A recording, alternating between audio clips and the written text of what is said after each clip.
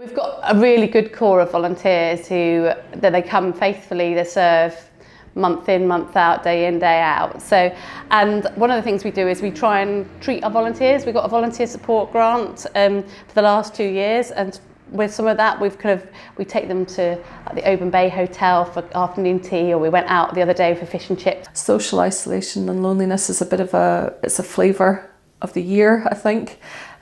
So quite often after Christmas we get a lot of interest because people have got New Year resolutions and they want to come and help. But a lot of how we get volunteers is really by word of mouth, and often volunteers begat other volunteers, so that's good.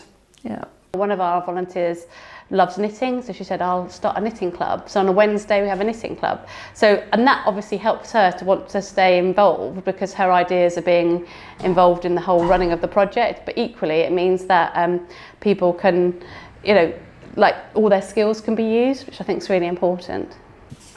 I think this is a pretty good start on what's going on here and what's going on doing village tubs and clearing out local areas that have become overgrown and trying to turn them back into a sort of nicer environment. And that has literally only happened in the last few years. Before we came here, there'd been a burst of activity of things happening, but it was almost like it was a capex, a capital expenditure, do it and forget it. There seemed to be no ongoing commitment, both financial and in voluntary terms, to keeping up on those things.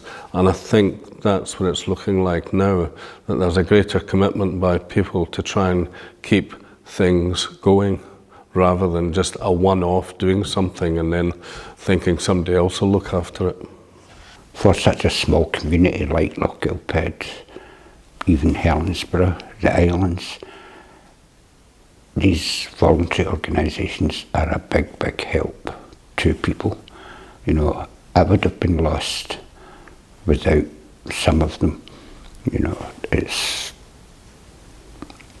my confidence has went through the roof. I mean, a year, 2 years ago, I wouldn't even be sitting here, because I wouldn't talk to anybody, But the voluntary services that I've started working with now has pulled me out myself, Even though I've been doing voluntary work for a while, I would just go and do it and get out. But my confidence now has just went through the roof, and I couldn't have done it without help.